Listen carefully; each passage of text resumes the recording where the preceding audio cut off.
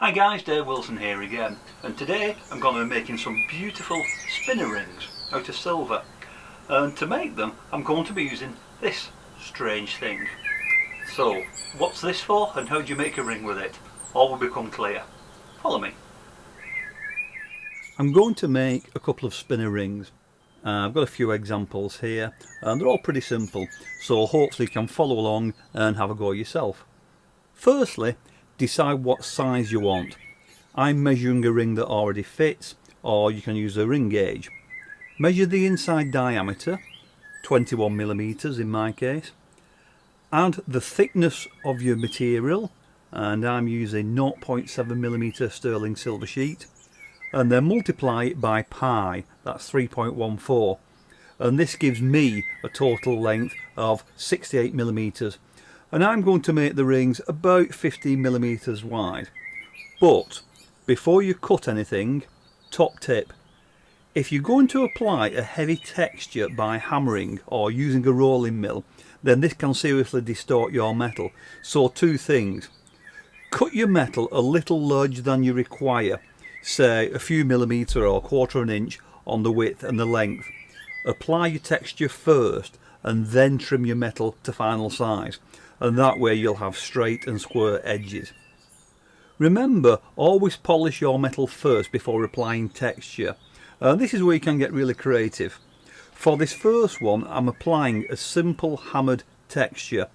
This is a Fretz MKR7 texturing hammer, and check out my video on this.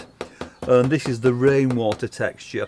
So just working my way over the silver in the same direction until it's all textured. Alternatively, you could use a simple small ball peen hammer. Just make sure that it's clean and polished. Simple as that. For this second one, I've embossed a texture by using my rolling mill and some lace texture. Hammering and embossing can lengthen and distort your metal, so after texturing, just check your dimensions and make sure your edges are still square, and trim if necessary, as I said. Bend them round, being careful not to murk your texture. Here I'm using nylon parallel jaw pliers. Make the edges come together flat, as this will create a good clean joint and keep your texture. We'll make it round later. Flux the joint precisely and place your solder on the inside, not too much. You don't want it to flood out and ruin all your texture. Heat it gently and then heat the outside just to pull the solder through, and as soon as you see it come through, stop, quench and piddle. We now need to make them round. Gently tap them on a ring mandrel with a nylon or a rawhide mallet. Keep it high on the ring mandrel and be gentle, because we don't want to flare it out yet and we don't want to damage the textures, so be gentle. Clean up your solder joint on the inside with a little bit of emery paper. Hopefully the outside doesn't need much, so keep any sanding to a minimum and watch that texture. If you do need to touch up, carefully polish just the joint, and then if possible reapply a few taps of your hammer using the steel mandrel for support, and your joint should then be invisible. Flatten and smooth the edges on a flat sheet of emery, then finish with 600 grit in a figure 8 motion. On this one I'm going to file some grooves around the edges. Start by marking out 12, 3, 6 and 9 o'clock, and use a small round file to file grooves. It's important that you keep the file pointing towards the centre, so all your grooves will radiate outwards from the centre. If you want, you can add more in between, whatever you want, up to you. When you're done, polish the inside and edges with tripoli and then rouge. On the outside, be careful of your texture. You can use a brash brush and some soapy water to burnish it, or a tumbler if you have one, but keep any buffing on the outside to a minimum. Watch your texture. If you wish, you can use liver of sulphur to oxidise your textures, depending on the look you want. Up to you. So that's both the rings. I've made a few others here. Now for the spinners. For the first one I'm going to make the classic twisted wire. This is 1mm round wire. Be generous, at least 3 times your original length.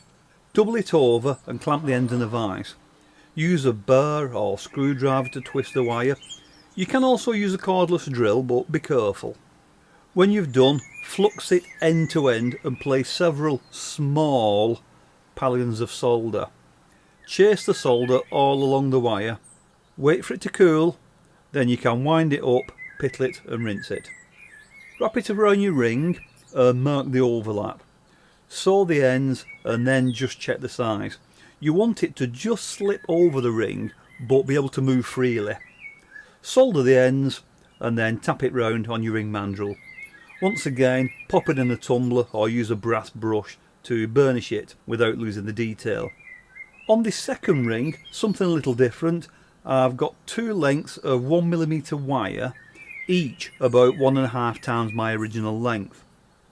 Tie a small knot in the middle and pull, not too tight. I'm now tying a second knot through that.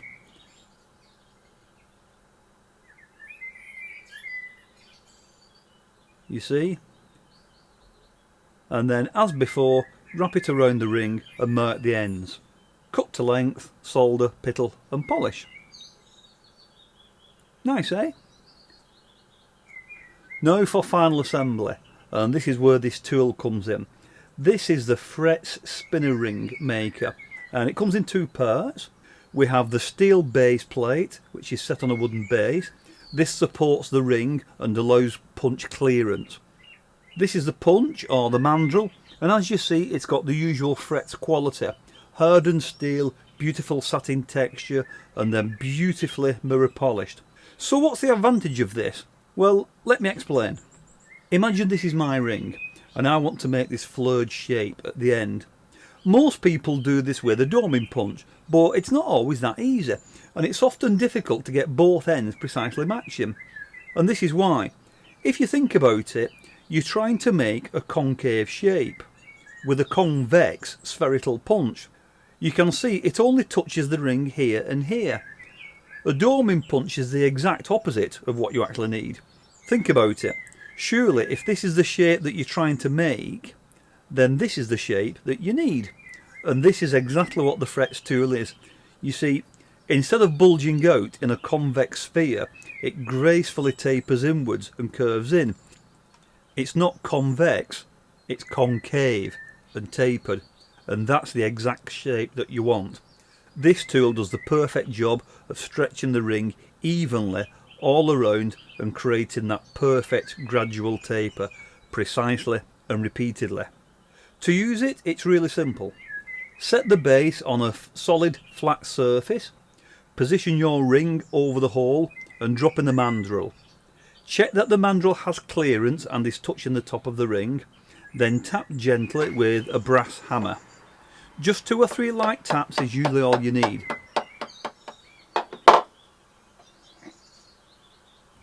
Slip your spinner over and check that it can't slip off. Perfect. Just check the diameter and then flip it over. Keep your spinner on, don't forget that. Just a couple of light taps and check your diameter until you match the other end. Perfect. Your spinner should be captured but able to move.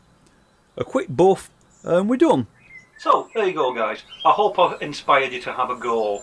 There's so many different possibilities, the sky's the limit, just down to your own imagination.